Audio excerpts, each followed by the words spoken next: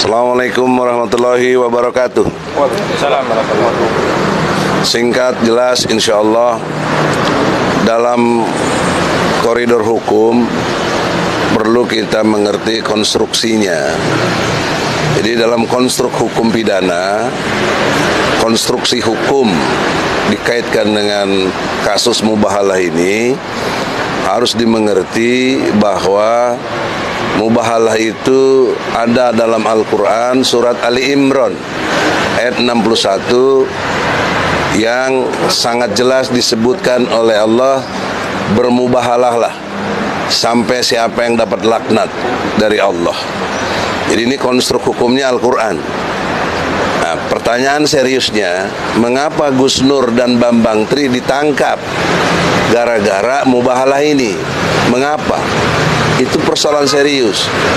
Nggak mungkin ditangkap kalau tidak ada event-event atau kasus sebelumnya, atau ada hal-hal yang membuat itu harus ditangkap. Nah, orang tidak bisa menghindar dari satu peristiwa karena hukum itu logika. Sistematisnya apa? Kenapa ada langkah itu ditangkap? Karena ada ungkapan atau tuduhan atau gugatan kita ke pengadilan negeri tentang ijazah palsu.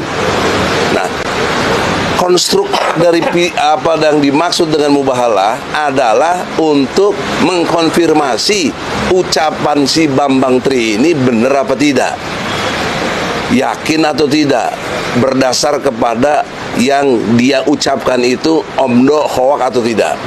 Bambang Tri menyanggupi bahkan siap ditembak kepalanya. Itu artinya siap dilaknat, siap diazab oleh Allah dan lain sebagainya.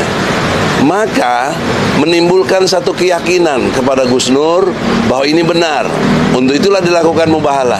Dan saya mau membela ini karena yakin gara-gara ada mubahalah itu.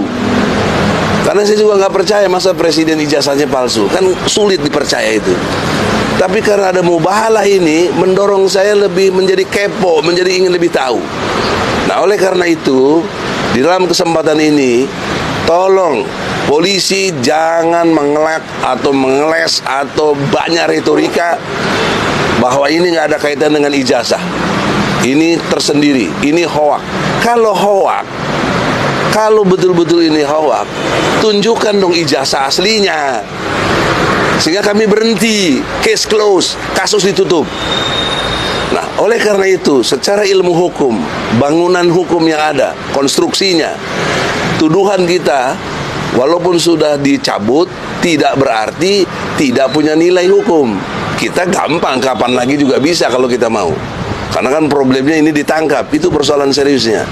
Maka saya berasumsi secara ilmu hukum dengan data-data yang ada, diyakinkan dengan mubahalah, ijazahnya Jokowi tidak asli atau bisa dikatakan palsu sebelum Jokowi mampu menunjukkan yang asli. Inilah framing berpikir yang sangat jelas, konstruksi. Dan framing berpikir ini akan hilang kalau Jokowi menunjukkan ijazah aslinya. Nah, itu satu kondisi. Nah, oleh karena itu nggak ada alasan Gus Nur ditangkap, ditahan, mestinya begitu. Ini kan konstruk hukum itu begitu. Tidak boleh dia dengan serta-merta sembarangan dan berlaku otoriter. Maka dengan ini saya minta, terutama Bapak Kapolri, sering mengatakan juga ada istilahnya RJ, restorasi justice. Bagaimana restorasi justice? Tidak ada proses itu. Anda punya perintah nggak dianggap, langsung main ditangkap saja. Bahkan bohong-bohongi, diiming-iming, tidak akan ditangkap, taunya ditangkap. Nah, ini satu kebohongan yang tidak presisi ya di dalam konteks sebagai polisi.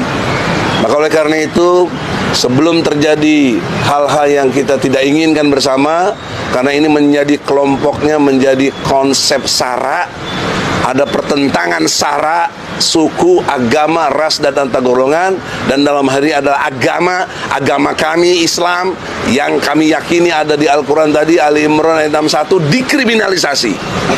Bahkan bukan potensi kalau menurut saya. Polisi telah melakukan kriminalisasi kepada Al-Quran. Karena ini surat Ali Imran ayat 61. Dan untuk itu kita umat Islam yang ngerti iman harus marah ada keadaan begini. Oleh karena itulah kemarahan kita tetap konstruktif secara hukum.